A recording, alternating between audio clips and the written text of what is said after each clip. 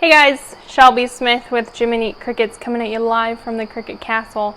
Today I want to teach you guys how to keep crickets of your own. Keep them alive, build a little house, what to do on a small scale for food and water.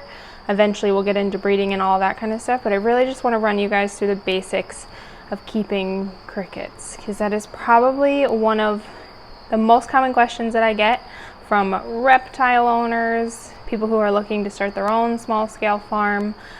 So today I'm going to run you through how to build a small little cricket house. So stay tuned.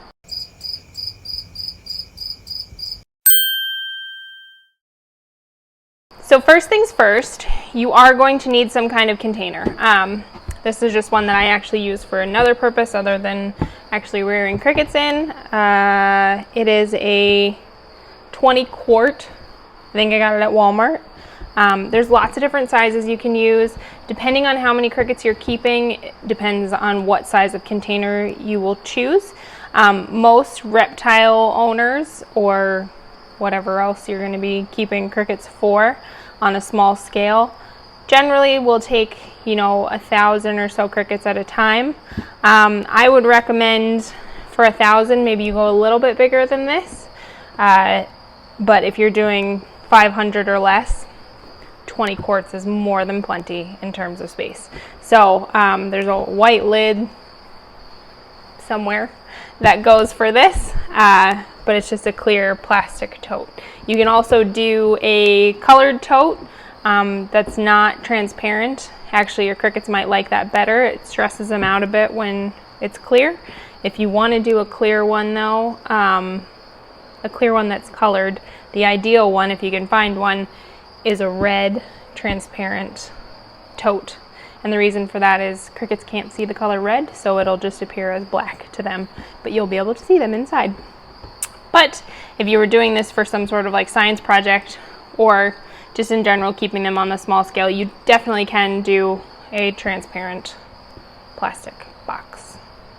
Step number 1, find a container. So once you've got a container, then you need to put some form of housing in it. So I know I see on a lot of forums and I get a lot of questions about vermiculite. You don't need to put vermiculite on the bottom. You can, but it's something that you don't really need. What you do need is you need some sort of housing. So something for them to hide underneath. Something with surface area so that they just have places to hang out. So there's lots of different options you have for this. So obviously you have egg flats or egg cartons. You can cut them up or you can stack them depending on how big your bin is. These are pieces of old paper plates that I've just cut up. Toilet paper or paper towel rolls work really well as well. Or this is just some cardboard, a cardboard box that I cut slices off of. So any of these work for housing. You just need, like I said, you need surface area for them to crawl and hide and be a part of. Step number 2, find some housing. Find some hiding spots. So step number 3 is finding something for food and water. And please do not complicate this. It doesn't have to be complicated. I have these little plastic containers, little plastic Tupperware containers that I'm pretty sure I bought at the Dollar Tree. I think they were like 3 or 4 of them for $1. These will work great. A yogurt cup works great. Just cut it off so that it's shorter. Or the cap for a yogurt, the cap for all sorts of different canisters. All of those things will work for either your food or your water. Just don't complicate it. You have something like this laying around, use it. So step number 3, finding containers for your food and water. So another side note on whatever you use for your containers, if you are using plastic, so something like this, make sure that you sand the outsides and insides of it. While crickets can get up and down most things, particularly pinheads can get up and down basically everything, as they get older and their weight to stickiness ratio, I guess, goes down, you are going to need to sand these so that it's more porous so that they can grab onto it. So I like to use a very coarse sandpaper for that, just makes bigger grooves.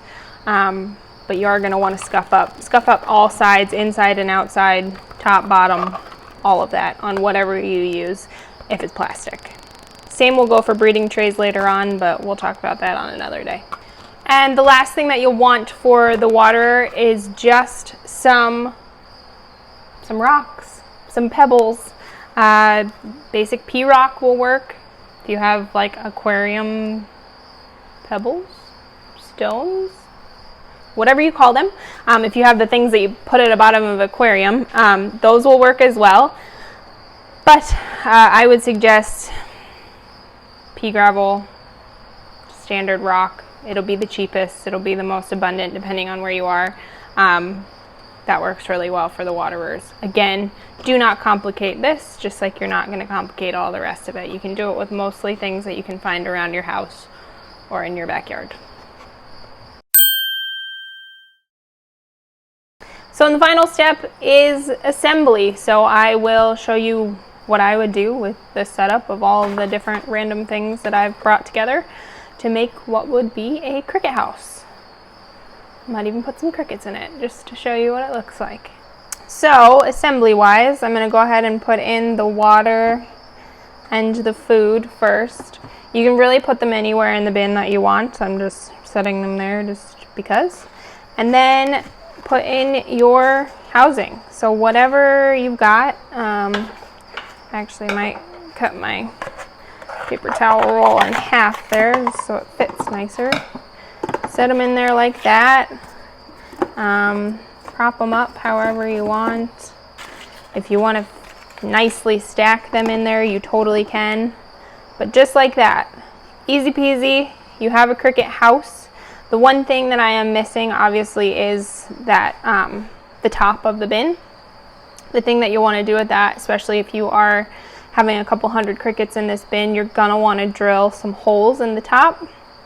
Alternatively, you can cut a hole in the top and duct tape some screen over top, just some normal everyday aluminum screen that goes like in a window or anything else will definitely work. But this right here in general will work great as a feeder cricket setup. Super simple stuff that you can generally speaking find around your house. We can talk more about food and water and all of that stuff in a different video. But I think I'm going to grab some crickets to put in here so you guys can see what it looks like.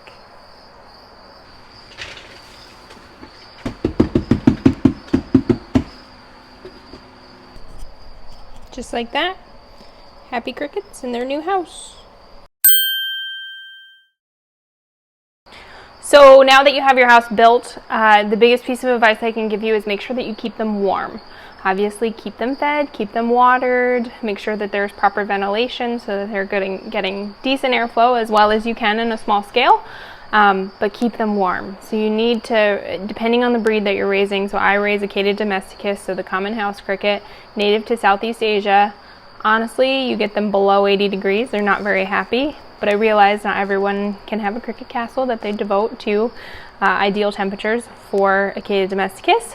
So if you can use a heat lamp to keep them warmer, but honestly, if you can keep them above 75 degrees, you should do just fine, especially for feeders.